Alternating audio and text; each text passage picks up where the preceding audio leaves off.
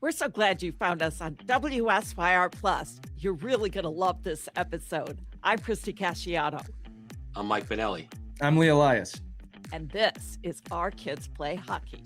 Hello, hockey friends and families around the world, and welcome back to another edition of Our Girls Play Hockey. This is going to be, surprisingly, the first edition of the 26-27 season. It feels weird even saying that. Edition of Day in the Life with Hayley Scamurra, who obviously is joining us again for another season. Mike Benelli joins us today. Just want to give context to the audience of where we're at right now.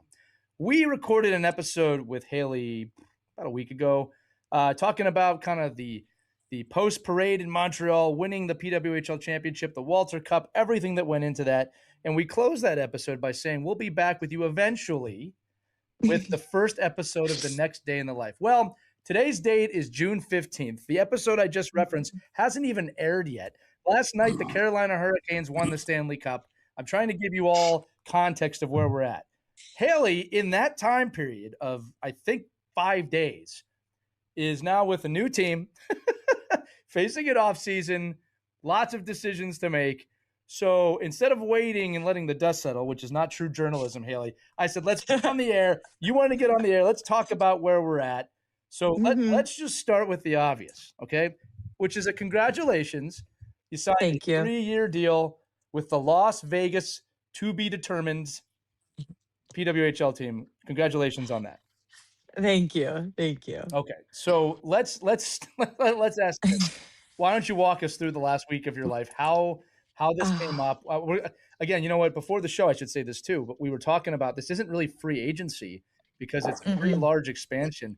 We'll just call it expansion agency because all the contracts that existed kind of went up and they went poof in the air. So walk us through this project process of how you are now part of the Las Vegas PWHL team.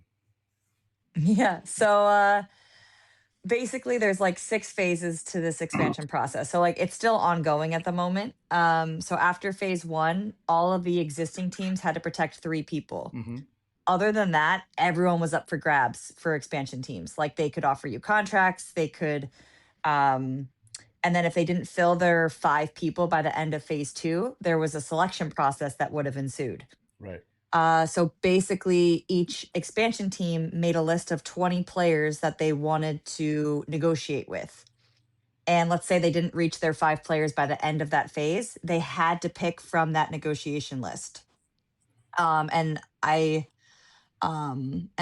think that might have only been contracted players. But again, you guys, there was a lot of nuances. It was very complicated. It was complicated to be a part of.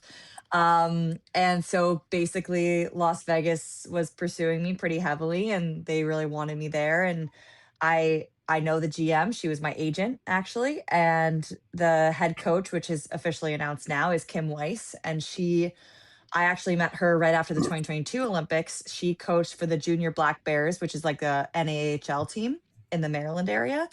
And I would train with them to train for my season because we didn't have a pro team then. And so she was a great resource to kind of have. And she also ran skill skates and stuff like that. And all the guys would come do her skill skates and I joined in on them and they were incredible. Like you could just tell like there was a huge mutual respect there with all the players. So I'm super excited to be working with her. And, we had good conversations and stuff, but obviously at the time we were talking, I wasn't planning on leaving Montreal. I loved my time in Montreal, loved the organization.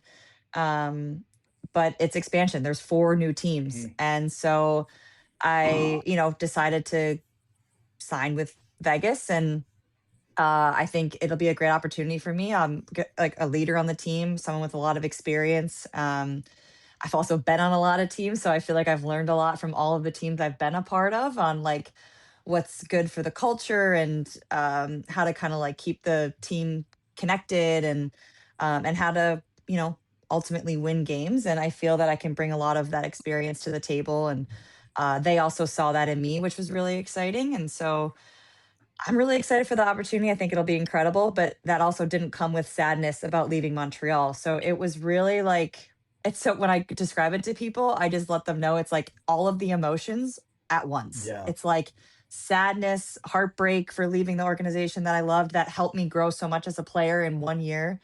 It's excitement for starting a new organization from the ground up and being, more of a leadership role, an active leadership role. I also call myself like a behind the scenes leader on other teams where it's like I'm a little more quiet, just kind of there for the support and, help mentoring players on teams. But this would be more probably active on this team. And I think that takes a different level of confidence. And I'm ready for that next step, I think, in my career in general. So that's where we're at. Yeah, it looks like, obviously from our point of view and from the perspective of like a fan and somebody looking into the Hmm. league, there's a lot of growth and a lot of, obviously the expansion is huge. And I'm just wondering, from your perspective as a professional in this league, outside of the actual nitty gritty of the contract, the actual written paper, how much Hmm. how much input do you have in exploring like all the teams? Obviously, you don't just say, oh, that team, yeah, got it. Like, did you really have to sit back and not a lot of time, right? But is there some pros and cons that you go through when you make a decision like this? For me, it was honestly only Vegas. The other teams were pursuing other players and in that phase, because again, only 5 players were signed in that phase for each team. So it was a Right. very small kind of group. And so for me, it was pretty much Vegas was the only team communicating with me at that point. Um, but if it did come to that, I would have shopped around. A lot of those teams had said like, oh, maybe in like a later phase, like phase 4, which is happening now. So it really just depended on who they were interested in, what they kind of saw for the vision of their team and things like that. But um, yeah.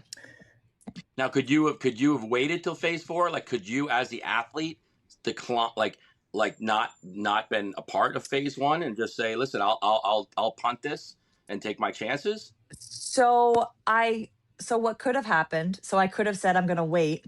However, if Vegas or any of the other teams, if they didn't reach their 5 players by the end of that phase, it would Yeah. have been an expansion draft Right. at the end for the 5 players. So I could have been picked up by anyone. Like it could have So then you really have no choice. Yeah. exactly. So this gives you the agency in a sense. Yeah. Haley, Awesome. I'm writing Yep. down so many notes. It's good. I'm going to go with this one. I'm just going to try and go back in the conversation. In the NHL, we have that term journeyman, right? And that's usually a player that is Mhm. traded a lot or signs a lot. In the trailblazing nature of women's hockey, of you, right, and the journey Mhm. woman, which is hopefully a phrase I'm kind of coining right now. It's amazing the differences, right? Because when you think of a journeyman, it's usually somebody who's like it's maybe not the most top rated player on the team, and they fill a role. That's not you. Like you're a very Mm-mm. important player. You're a very determined player, and this is not a fair comparison, but it reminds me of like when Gretzky left Edmonton to go to Los Angeles to kind of Yeah. grow the game, right? And it's like that's what all of you are choosing to do, right? Mhm. So you've played for a few PWHL teams, like you've said, but I love how you mentioned that like that's experience. It's not this is a new world, right? Yeah. So I just thought that was an interesting delineation of like the PWHL journey woman, which really so Mhm. many of you are. Speaking of that, with the roster, right? You came over with one of your teammates, Aaron Ambrose, assistant captain of Mhm. Victoire. So I have to ask, did any conversations take place? Is this you found out together? Because I imagine that's happening all over the league right now. I would imagine too. Honestly, we did not talk about it. I only found out like once I signed and once she had signed. The process itself was so fluid and like ever changing that like I didn't really talk to anyone about it because things just kept shifting. Yeah. And I pretty much just talked to my agent about everything. And it was like, okay, let's wait on this to happen or this to happen. And there was just so many like outside factors going on and different moving pieces that were really complicated. So honestly, I did not talk to anyone Yeah. about the, like who was signing where and things like that because it was just changing all the time. Yeah, it's crazy. Like when you look at this, I mean, you talked about all the emotions coming down to it at one moment. I'm trying to think of a metaphor for someone that's sitting at home of like I guess it would be like if you have a job and 4 new Mhm. opportunities came up out of nowhere and everyone that works with you except for 3 people could go anywhere they want. I mean, and across the country, by the way. It's not like you're just going across the block to the next job in a city. Right. Like, it's a new city. Yeah. Um, I honestly can't comprehend that. I mean, I don't know how you had to Mm-mm. compartmentalize that, but at the same time, yeah, it's decision time, right? And the thing Yeah. is that one thing that you are really pro at is these decisions, right? So taking a Mhm. step back, we talked about how last year was a career year for you. I mean, it was unbelievable, right? From the obviously Mhm. not just the championships, but your stats, your roles, right? We signed, I don't know if you know this, you're the only player on Vegas right now with a 3-year deal. Everybody else is 2 or 1-year deals. So that's a pretty Mhm. large investment in you as a person. Can you talk a little bit Yeah. about, and I'm going to compare this to last year, when we started this series with you last year, a lot of unknowns. You had your goals, you had your Mhm. team, you knew what you wanted to accomplish. I'm hearing complete confidence from you now. Not that you weren't confident last year, but I'm saying Yeah. this is who I am Yeah. and this is what I do. Did Mhm. that play into these conversations? Is that what Vegas sees in you? And I'm trying to find the right language here with what you've Yeah. accomplished. And I'll say this like generally. I'm not saying you're saying this. Your value is way up, right? And as it should be. Mhm. You have won, and now at the highest levels. That all plays into this decision from Vegas and you together, correct? Absolutely. I think that was definitely something they had seen in me. They loved like the confidence I was playing with, like the value that I brought defensively, offensively, and they also had mentioned this like the things I do off the ice that they feel will have like work really well in the Vegas community in terms of like the mentorship community that I Right. have, the podcast I do with you guys, and how much I love being involved in whatever community I'm a part of.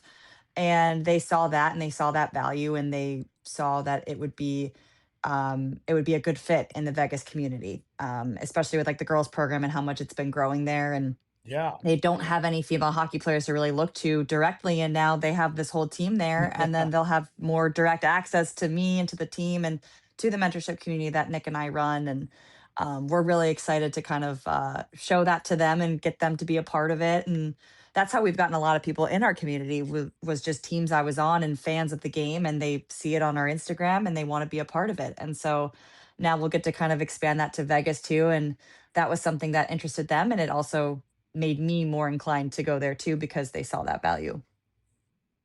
Going back to the reason why you chose or were chosen to go to Vegas, it reminds me of, just that the need. And I think for our listeners and the people that respect you and watch you do your job, to understand like how at all times in your life you're being judged and viewed and discussions about you, right? So I can think about like when I remember before I got my first head coaching job in college, I was working out a bunch of college guys at a rink in the summer, and I was an assistant coach. I wasn't really making decisions on anyone, and I saw the guys that were working out and how what their work ethic was and what they ate and how much they Hmm. drank and what their attitude was. And all of a sudden, like on one of these teams, I got the head coaching job, and 3 of those players had been working out with me over the summer, and it was a really hard decision for me to have to cut 2 of those players because I saw what they did. Like I'm like, well, you had no interest in being a better player for this organization.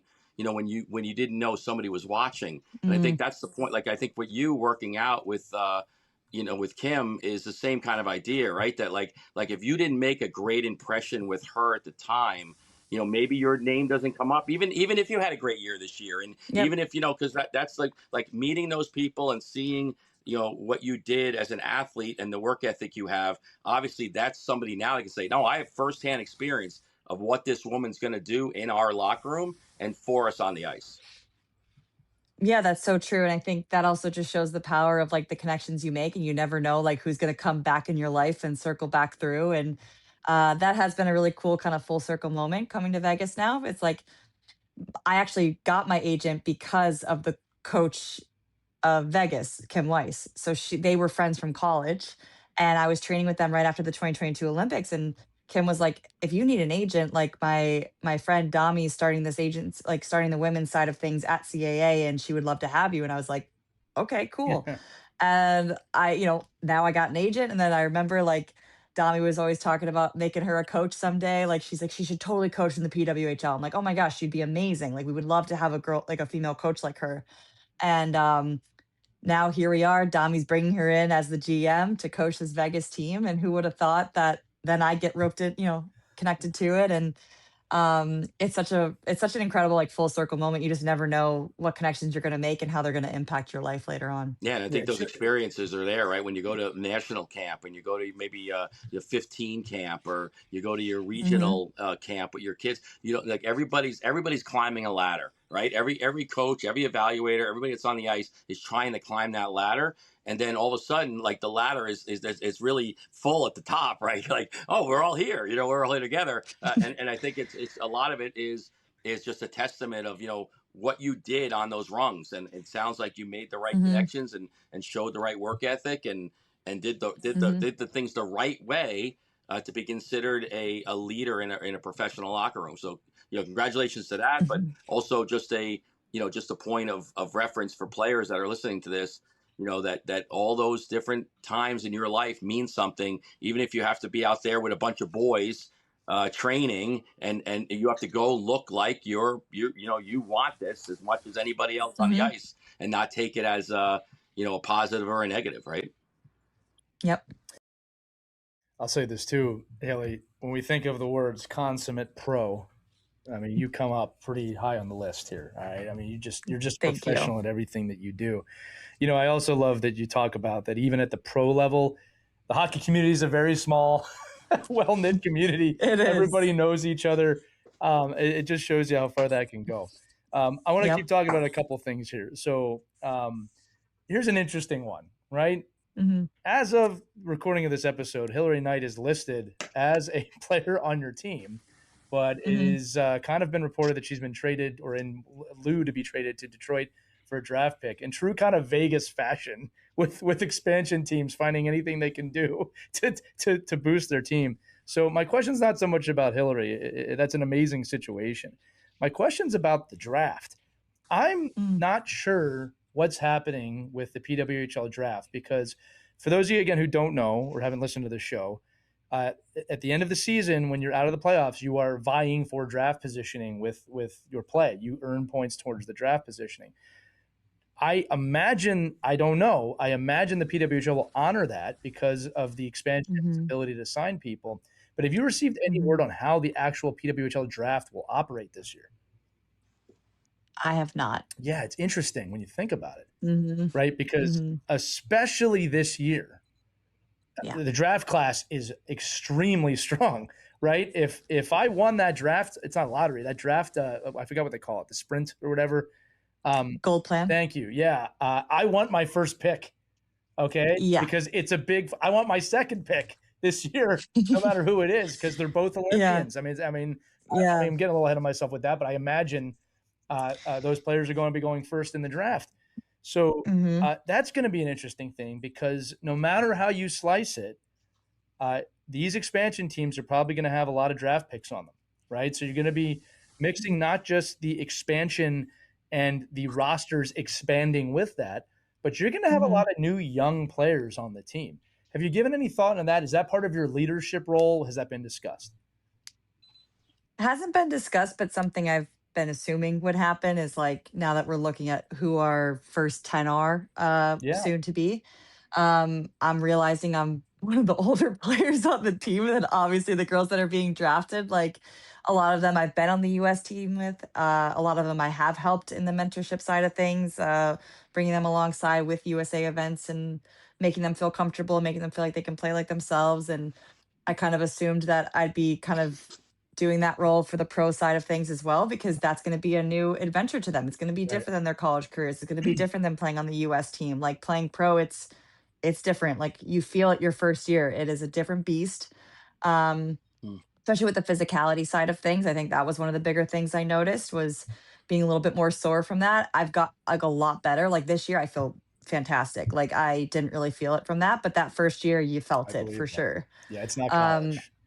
it is not Yeah, college. No, it is definitely different. It definitely takes more of a toll. And um, but you just also have to get into the routine of that there's not really a routine. It's basically either home games or away games, or road trips or home trips. Like, there's not like at school, you had games on the weekend and that was it. Now it's like, game, practice, game, Yeah. who knows, NHL right? The arena. schedules. It could Yeah. be anywhere. Yeah. Like, It could be in any place. you gotta be, Yeah. yeah, it might not be in a city that we play in. We're gonna be in like another random city. Who knows, right? And there's a lot of different variables with that. So I think it's getting them comfortable with that, getting them used to that, being adaptable, and just being that support for them, making them feel as comfortable as they can be in a new pro setting. Yeah, it just made me realize this too. We never asked this during the season, that when you do those stadium takeovers and you go from 20,000 people and the next night it might just be a few thousand people, that is a Mhm. pretty big difference Mhm. in terms of experience. And like, again, you've experienced it. If I'm trying to put the audience in the perspective of what you just said, if you're just in college, I mean, this is a whole new world. And then, look, Mhm. we hear all professional athletes talk about how to become a pro. You got to learn how to become a pro. Mhm. That's actually true in any line of work, Mhm. especially for our younger listeners listening. But yeah, you learn from the people that have done it. You learn from the people Mhm. that have experienced it. And I'm gonna gush a little bit here, Hayley, but I do love the fact that there's gonna be young players in that locker room going, "That's Hayley Scamurra. That's that gold medalist, and she won the thing last." That's gonna end up happening. Another thing that happened recently, again, this is kind of like a news dump questionnaire for you, but I just want your thoughts on this. One of the things that was done recently is they unveiled all salaries within the league. Mm. Okay, now Mhm. there's a lot of reasons why leagues do this. One is to showcase kind of what people are or are not getting paid. It allows the athletes to understand value. Again, if you study sports history, this is something that traditionally owners never wanted to happen. And the reason owners never wanted it to happen is because they didn't want to have to end up paying their players more than they already Mhm. were. But this is why you have collective bargaining nowadays. What would end up happening is really, really good athletes were getting paid an immense amount less than other athletes, right? So Mhm. that ability to be transparent is actually very important. Keeping in mind too that the PWHL kind of owns everything. That's a Mhm. pretty big step from them as a league. I think that's a really big nod to the athletes. I do understand why they waited to do it 3 seasons, but I wanted your I'm going to say it like this. I wanted your opinion on your business being out there. You know what I mean? I honestly, like, I'm fine with it. I think a lot of us maybe didn't expect it to just be put on a list in order. Yeah, yeah. I That's think that's a exactly how different they did vibe it. to it. Yeah, And I think I honestly don't mind, because I do feel that it's important for it to be transparent right. for fans, for agents to be able to negotiate for their players. I think that was like the Yeah, biggest reasoning, I of course. think, was for that. And that's obviously helped people in this next, especially with expansion and things like that. Like, you're expecting people to move across the country. It's like, hey, we're seeing this discrepancy. It should be more here, like things like that. And so I think it's super important for them to know. And I think for fans to know like what we do and um what we're playing for. Like, you know what I mean? It's to grow for this next generation, and it's to continue building it. And it is increasing each year. And I think that's huge Yes. to note. And housing stipends increase and things like that. But yeah, we're not making the big bucks. We're doing this for the love of the game. We're doing this to continue growing the league and making sure it's viable for the future. And that's our goal. And it has been. And that's why we're willing to go through like 2 different expansions within 2 years, and moving across the country and doing whatever it takes, but we love it. So What's crazy about it, Haley, is if you're just coming into pro women's hockey, you look at those numbers and you go, "Oh wow, that's not as much as I thought." And then Mhm. there's 2 sides to that. There's 20 years ago there was negative money. you're, Right. you're paying Exactly. for it. And then it's fun to think about, 5-10 years from now, what those numbers, you might add a 0 on Mhm. all of them, the way things are going, to be Right. perfectly honest. Right. You mentioned moving across the country. So, prior to the season, Seattle, Vancouver were there, right? I mean, that was kind Yeah. of the first expansion. The 4 new teams have created, or potentially have created, an Eastern Conference, a Western Conference. If they decide to do it that way, they may not, right? Nobody knows how they're going to do it. But I imagine, and I'm projecting here, I know you don't know either, I'm imagining they're going to have 2 conferences with more of a traditional hockey style playoffs, leading to the PWHL final next year. But talk to me about your feelings of moving to the Pacific time zone. We'll talk about Vegas specifically in a minute, but that Okay. is a big jump, right? You're moving to the desert. What's that process? Is it excitement? Is it wonder? Is it fear? I mean, what are the maybe not fear, but you know what I'm saying? What are the Yeah. emotions attached to that? Mainly excitement, but I'm not in the thick of things yet for planning how to get all my things there. When I start going too far ahead, I'm like, oh, do I have to ship this? Do I need to ship this? Like, how Yeah. many things do I need? And I get a little ahead of myself. So I'm trying to take it like one step at a time, first find out where I'm going to live in that city. Um, what's really cool is I've actually, like, since finding out about it, I've been like, all of these people are coming out of the woodworks. Like, I lived there for this many years and I loved it. I'm from Buffalo and I live there now and I love it. And like so many incredible experiences I'm hearing from people about Vegas and how it's more than just the It main is. city and Sin City and stuff. Like, there's so much outside of that, so many amazing suburbs and like, the girls hockey there has grown 600% is what they were saying. Like, it's incredible, and like how fast they've grown. So I think um overall, I'm really excited. I'm excited for some more sunshine. I've missed the sunshine in the winter, so I'm not too mad about that. Maybe find a place with a pool. We'll see. That But yeah, shouldn't be I'm too hard, excited by for. I don't think so. No, everywhere I've looked, there's pools. the way. So yeah, I'm honestly more excited than anything for the experience. I think like I was talking about this with someone, it's like, when do you get to do this? Like, I just get to pick up and move across the country to Vegas and do what I love for a living. Like, that's amazing. I can't wait. I think it's going to be, I'm excited to see how I feel about it. I've never lived in a climate like that. So it'll definitely be a new experience, but one I'm really looking forward to, honestly. Yeah, Yeah. well, I'll confirm a few things for you. That one is you're absolutely right that Vegas is a lot more than just the Strip. I think that's a Hmm. common misconception. I mean, towns like Henderson, where the Yes. AHL affiliate are really beautiful. I was out there last year with my women's national team, and we went and skated with a girls team, right? Just Yeah. same idea, and it's a healthy environment there for hockey. The Hmm. other thing about Vegas that I'm not sure a lot of people realize. Vegas is a hockey town. All right. Hmm. Know that they're growing sports, right? Obviously they have the Raiders there. Sounds like the Hmm. Athletics are going to be there soon. They're growing that infrastructure. But in all of the people I've spoken about spoken to in Vegas, it's a hockey town. They love the Golden Knights. They love Hmm. the fact that there's a women's team coming there. They would not have put one there if they didn't feel that was going to be successful. Mm-mm. I think it's amazing the way Vegas is growing.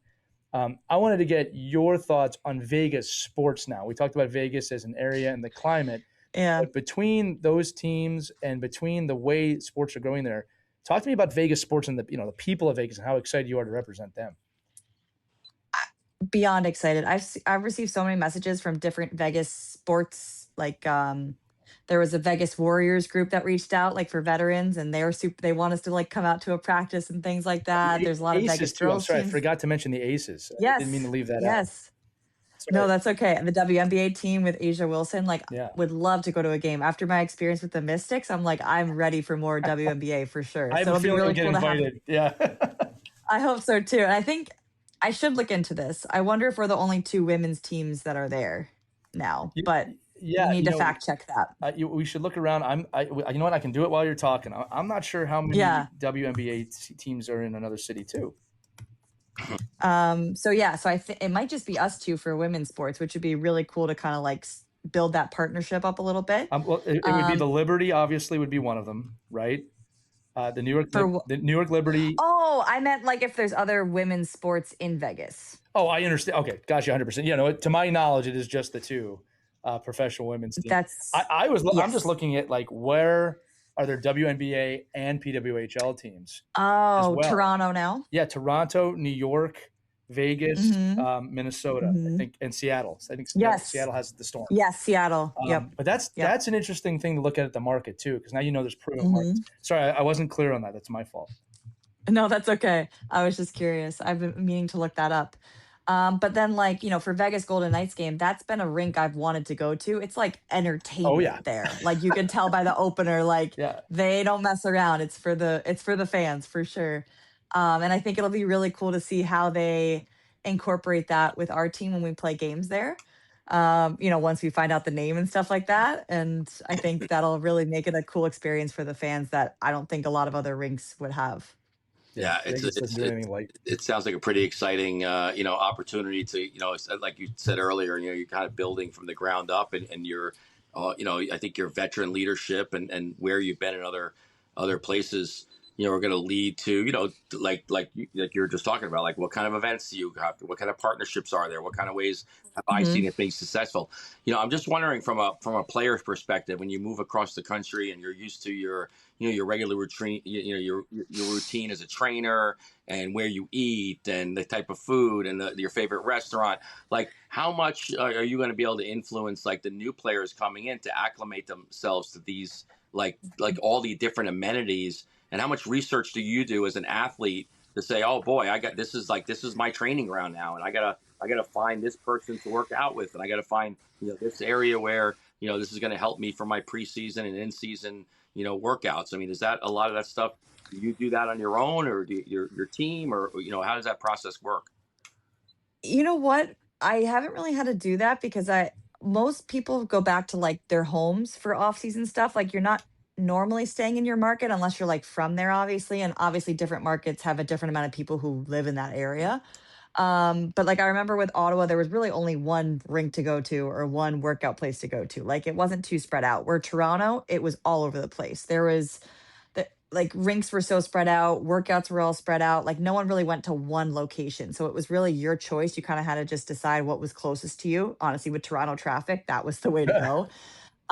In Montreal, there was only one spot to work out and skate in, which was nice. I got to go there for a little bit last off season. I was planning on being there this off season, but things change. Um, and then for Vegas, I honestly have no idea. Haven't looked into it at all. That will be a step I probably take next month, maybe like once I continue kind of nailing down where I might live. Cause I think my goal is to maybe be there in October and start training there. Luckily for me, I have Nick who helps me with my off-season training wherever I am. So that helps me for ease of workouts. I think the skates would be the different story. And luckily, there's so many connections once you're in that hockey community for like people to kind of take you under their wing and have you skate with them, whether it's like with junior guys or pro guys or college guys, or if there are any girls in that area training. But I would assume it's mainly guys in that area training. Yeah. Yeah. They may surprise you, Hayley. I'm not going to lie to you. There's You never know. There's a lot going on Mhm. out there. I know Vegas does like to take care of their people in terms of Mhm. facilities. I also think you're right. Vegas does not do anything quietly. So No. I'm very interested. I think we're all very interested to see how they go with the name and how they go with the game day performance and the hockey as well. I mean, we're excited. Again, not many names on the Vegas roster yet, but the ones that they do have are known names, and they're building a great Yep. foundation there. Mhm. One of the other things I noticed about you is obviously we follow you here at Our Girls Play Hockey quite a bit. Is your off-season workouts? You're already moving. Like we're seeing you out at the bus. We're seeing you do lots of different things. How long did you not take off, but like how long did you relax before you really started training again? Because you're already out there moving. I honestly, my break was kind of like our celebration in Montreal. Like I didn't work out at all during that Yeah, time. and nor I should just you had have. fun and I was packing and things like that. But I would say then I got home, took the weekend off, and then I started working out that next week. Like I was excited to go work Yeah. out. And it's not like we've been working out like hard, but not like super hockey specific workouts or anything like that. Actually, I have been shooting a little bit, so that's kind of a lie. But um it's just been really fun to get back into it. I was telling Nick, I was like, I really am excited to like work out again. Like, and I think that's when it's good to go back. Like you don't want to like force yourself to go back too early. And I think that's when I knew that I was physically ready, was because I was so excited to go work out again. So it's been really nice to kind of get back into that routine and be home, see family, and then also get my workouts in and feel accomplished in that sense, and feel like I'm getting that like muscle going again. Because once the season had ramped up, like our workouts were kind of less and less, like as they should be. So I've missed working out a lot. Yeah, it's funny. A lot of players should take a cue from that, right? Like know what their body's telling them, and say like it doesn't. There's no like hard and fast. Like when you are ready, you'll know you're ready. And I think the fact that you want to work out just shows like your body says, okay, let's go. This is what I do. Like, this is part of who I am. And I think that's really, maybe for an athlete that doesn't feel that, that's probably a good indication that, well, maybe, maybe this isn't the right path for you, right? I mean, if you don't feel the need, to put yourself in motion, and you're very happy with the sitting around on the couch, then that just says a lot about the particular athlete, right? So I think it's a really great cue for a young player to say, well, I probably need maybe a little longer time than Hayley because I'm not getting paid to play, but at the same time, don't take too much time off because that will affect you. And if you feel like, oh, I want the time off, then that's something to really reflect on, I think. Yeah, none of these youth athletes are getting a 3-year standard player agreement from Yeah. team. I'll say too, Hayley, just on that one more time. I should say earlier, the 3-year agreement is a real testament to you. That they want you there. The fact it's a long-term contract. That long-term contracts are not normal in that league, and that would be a very long-term contract by the standards I'm looking at. Same thing back to training and taking breaks for the audience listening, especially the kids. It's amazing when you look at life. 15-minute breaks during the day are encouraged. 1 week breaks after the off season are encouraged. Breaks are encouraged. I guess I'll say in moderation, right? Like it's important to do.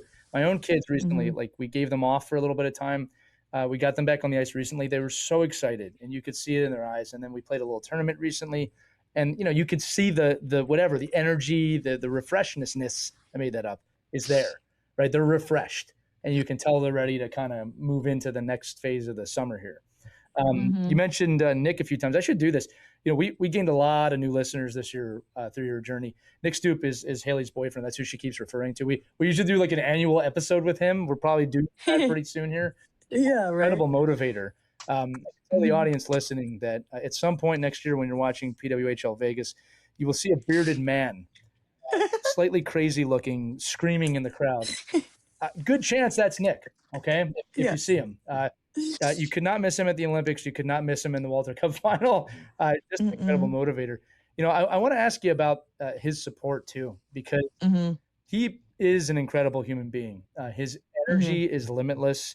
His positivity, although I don't think he would call it that, is limitless. Talk to me about the support of him and family in general in what has been a turbulent few years. I mean, it's not even just last season. Like it's a few years. His support just means the world to me. I think, even before we had started dating, he started as my trainer, and he was just always there for me, always there to help and stay longer for workouts and help with like maybe little ailments I was having or sorenesses or things like that. Cause he's a jack of all trades, and then now that we're obviously together and dating, like that support has obviously increased immensely.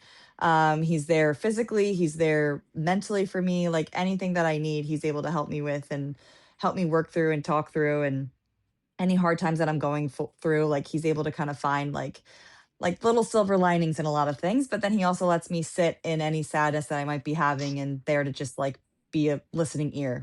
I tell him that sometimes, like sometimes you just need to have the person just listen and not actually give any feedback. Like you just need that like support to just be there. And then let alone his energy at the games is palpable. Like you can hear it from the stands. Like I'll look up and just see him, and it just like there's times where maybe I'm like frustrated during a game or something like that, and I just kind of like look up and I'll see him, and I'm like, and then he'll like go like this, or something, and it just kind of gets me out of my head, and I'm like, okay, like just take a breath, like go back to your game. And so just little moments like that just mean the world to me, and it's just so incredible to have such a supportive partner like that, and then we just get to do this life together, which is so fun, and mentor young athletes in our community too. And that's something we share, like that desire to kind of help the next generation and be that support for them that we never had growing up and that we always wish we had had. So I think that makes it a little extra special for sure. Yeah, make sure if you haven't yet done so yet, check out Hayley. Well, we'll say Hayley and Nick's community, but HayleyScamurra.com is where you can find information. Yes. Correct. The newly launched HayleyScamurra.com. Yes. Make sure if you listen to these episodes a lot, make sure you check that out. It does. You have to do it. No, I love that you dove into that, because the truth is, Hayley, on any journey, you're never doing it alone, and that support group is so important. I always feel like we need to remind young athletes that sometimes I feel like a lot of them feel like I got to do this by myself. And you don't. There's aspects of it you do. When you're climbing the mountain, you're pushing through when it's you versus you. Some of that is, you, but there's always someone supporting you. And I love that you mentioned in the games, like looking up and having that level of relaxation. Palpable is the perfect word to describe it. Yes. Because he is full of energy. But let me ask you this now, too. Obviously, off season's here, training will ensue. You're getting into a bit of a routine. I feel like this is a question we may come back to. Last year on that whiteboard, the whiteboard's down, right? You moved. You had Yeah. I am a gold medalist. I am a Walter Cup champion. I'm not going to ask you what it's going to be yet because I know time has to go into that. But I wonder if you could tell us about maybe the process of developing that type of goal messaging, because I've been at points in my life where I've accomplished something big, right? And you do want to take a moment, right? Like you got to take a moment, live in that for a little bit, but you can't stop, because if you stop, then what are we doing here, right? I always give the example of like the astronauts that landed on the moon, about like there's no higher achievement they could possibly do, I guess, professionally in their life, and they had to continue moving forward after that. So not that like there's no Olympics next year, right? Like what's your process now for starting to develop the goals? I think this will be part of the process this year until you're ready, if you are ready to unveil what may be on the whiteboard in the future. Honestly, great question. I think I've been so focused on just kind of being present lately that I haven't really gotten to there, if I'm being That's a honest. great It's answer. been I've been enjoying like celebrating like the championship and the gold medal like with my family and friends. Like what's funny actually, so I did that Buffalo Bills thing and my brother was there and he was in Milan as well. And I'm showing the medal to everyone, and he was like, "Hayley, I haven't held the medal yet." I go, "What are you talking about? How have you He not was held the there. medal yet?" And he's like, he goes, "Hayley, it was just such a blur. Like, I don't think I ever held it." And I go, "That is insane." So I think that was a big moment for me where I'm like, wow, I haven't really had the time to like actually Yeah. celebrate this with my family and friends. And so he held the medal, and he was like, "Oh, it's heavy," So Yeah. I was like, "Okay, you definitely didn't hold it." I'm visualizing him prying it from your hands right now. Like, no. The sibling rivalry there. But that's Yeah, awesome. Yeah. it's just so funny. And so I think, I have a lot of family here. So it's like going to see my nephews and my nieces, and all these people and aunts, uncles. And so it's a lot of people to like celebrate with and just kind of enjoy that time with. But also get into my routine and make sure I'm working out when I want to work out and getting groceries and making meals. Like there's just so many things you don't really think about. And so I've just been really focusing on like kind of getting into a routine and seeing family and celebrating with them. Yeah, what's interesting about your answer, first of all, I think being present is a key to this, right? I'm glad that's your answer. And here's the thing is that I think that, and this is going to kind of become a question. I'm just sharing my experience and want to see if it's similar to yours. But when for a new goal, we'll just call it a goal, you can call it manifestation, whatever you want for now, to form, you kind of have to let it happen. Right. I find sometimes young players, even adults, are in a rush to find the next thing and they're not present. And the truth is that these things, they reveal, that's the word I'm looking for. They reveal themselves in time. And it's like when you kind of know. All right. Now, again, with the Olympics coming up, it's kind of ordained. Like, okay, that's a clearer destination. Right. But again, am I right in this? Like it will reveal itself in time, whatever it's going to be, right? And you have to be patient with that process. Yeah, absolutely. And I think it'll also kind of reveal itself as I'm going through the off season more so, like once I kind of like kick it into higher gear, if you will. And so I think it'll just kind of naturally manifest itself for sure. That's funny. The manifestation will manifest itself. That's a deep thought. This is why we need Nick on the air, because he could probably explain that better than I'm going to try to. But it's true. Like there's forces at B there that I think are not fully understood by all of us. But you have championed them, Hayley. And like just to our audience listening, I will tell you, we did promise a Q&A. Now that Hayley is, we'll just say, a little more settled, I think we're in a position we can maybe move forward with that a little bit. Yes. So keep an eye out for that question submission post, if you will. I know Hayley is always excited about that. And then throughout the summer, we're going to have episodes. We're going to have information for you. One of the things we're excited to talk to Hayley about a bit more is hockey, right?